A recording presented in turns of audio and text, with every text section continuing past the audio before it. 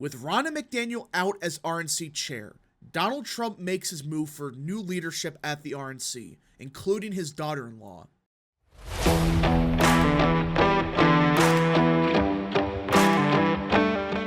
What is up, people of the internet? It is me, Real American, back again with a new video today.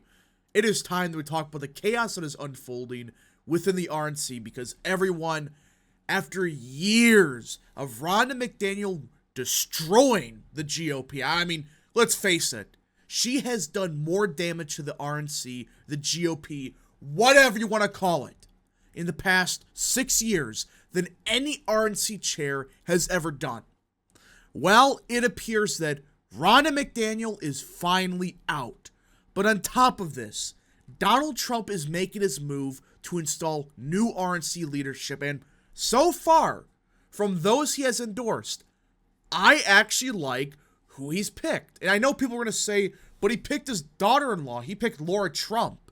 Well, we'll get to that in a minute, but when you see who else he endorsed, I think this is a fantastic move by Trump overall. Now, before we continue with today's video, I hope you enjoy these type of videos. If you do, smash the like button down below, subscribe, share with your friends, hit that little bell, follow the social media accounts in the description down below, and of course, join the channel today. Guys, just for $1 a month, you can join Real American. This is the best way to support the daily content that we all know and love. So I hope and recommend you join the channel today. Now, I do want to be 100% clear. We don't know for 100% certainty that Donald Trump's endorsements will actually become the RNC chair and the co-chair. We don't know yet, but in all likelihood, it's more than likely that Trump's picks are going to be the new leadership at the RNC. And I got to tell you, I do like who he has picked, but let's get right into it. Donald Trump wants a leadership change at the RNC in an attempt to install a new slate of loyalists, including his daughter-in-law, atop the GOP's political machine, even before the former president formally secures the party's next presidential nomination. Current RNC chair Ronna McDaniel says she has no plans to leave the committee until at least after South Carolina's February 24th primary. So she's trying to delay the inevitable, but everyone is saying, yeah, the day after South Carolina when Trump wraps it up, she's probably going to resign. Which, I'll give it to her. She finally realized, yeah, it's time for something new. Listen, nothing personal against Ronna.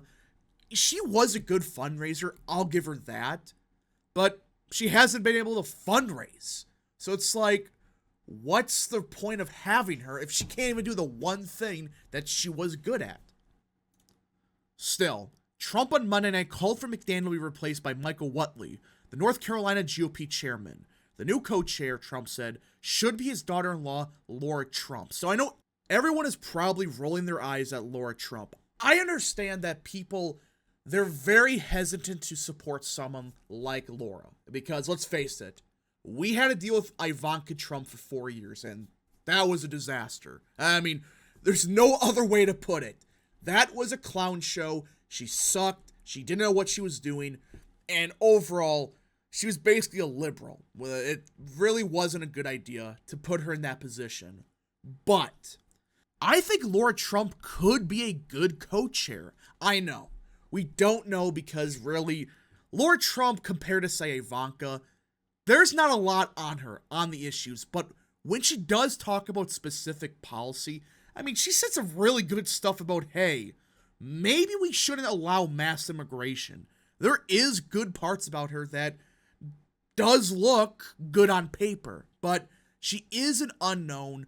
We got to see what happens. But the one that's actually important and people should talk about is this guy here, Michael Whatley. And he is from the North Carolina GOP, not just some random backbencher. He is the chairman of the North Carolina GOP.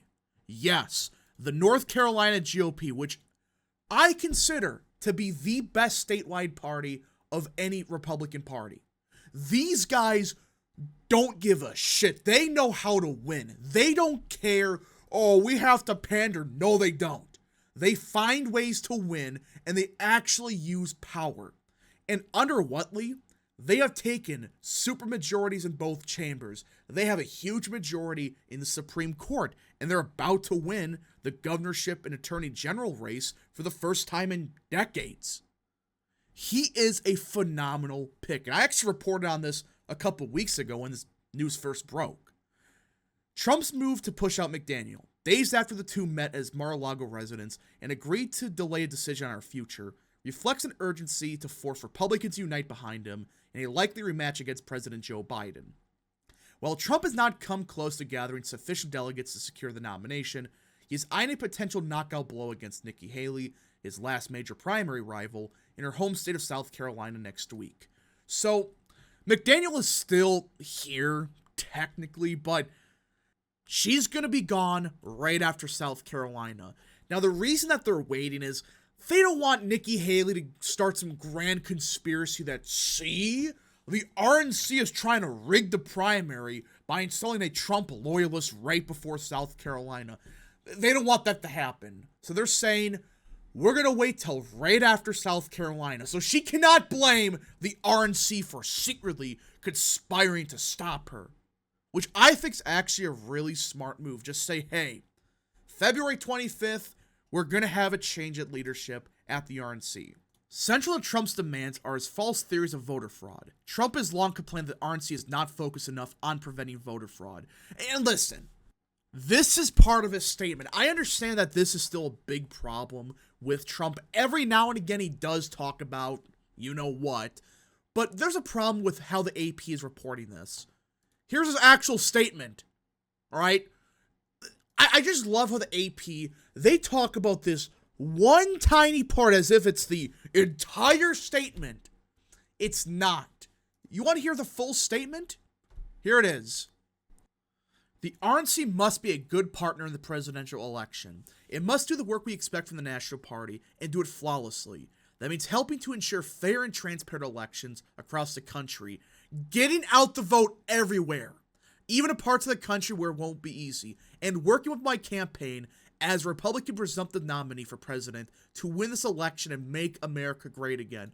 Yes, Trump did talk about the transparency in elections. He did mention that, yes. But the AP and other outlets are just pretending that's all he mentioned. Not talking about this right here. Getting out the vote everywhere and working with his campaign. I mean, really, this is what they're focused on? They don't want to mention that part. They just want to make Trump seem like an insane conspiracy theorist. RNC spokesperson Keith Scheiper said McDaniel had no immediate plans to step down. Chairwoman McDaniel has been on the road helping elect Republicans up and down the ballot, and she will continue working hard to beat Biden this fall. Nothing has changed, and there will be no decision or announcement about future plans until after South Carolina, he said.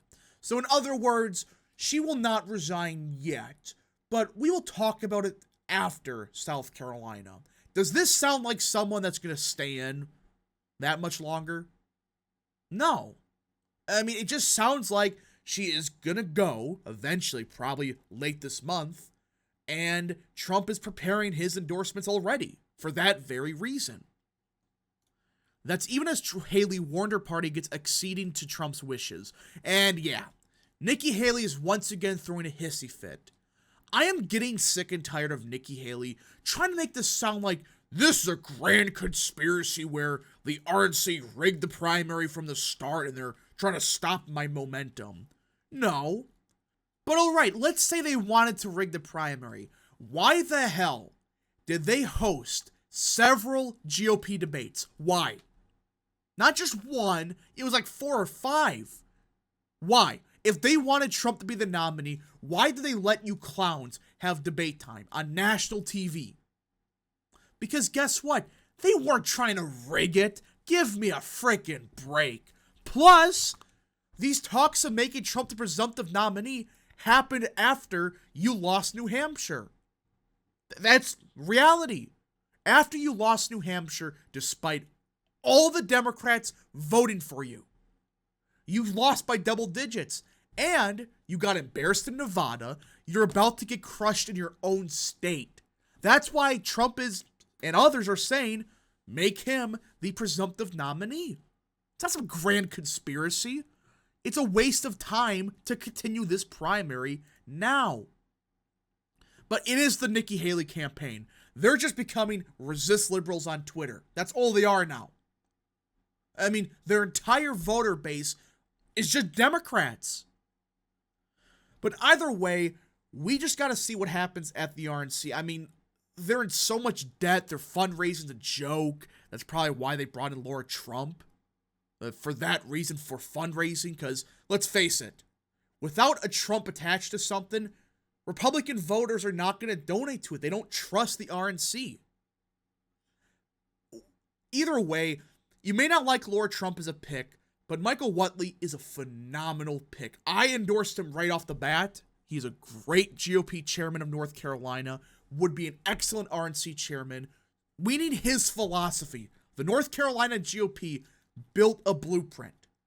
They have a supermajority in both chambers in a leaning red state, have a Supreme Court majority by quite a bit, have both Senate seats, about to win a lot of House seats this year, and they're about to win the governorship, the attorney general race, all of it, for the first time in years. I mean, the attorney general has been Democrat since like 1901 or something crazy. It's been a long time since a Republican has won that race in North Carolina.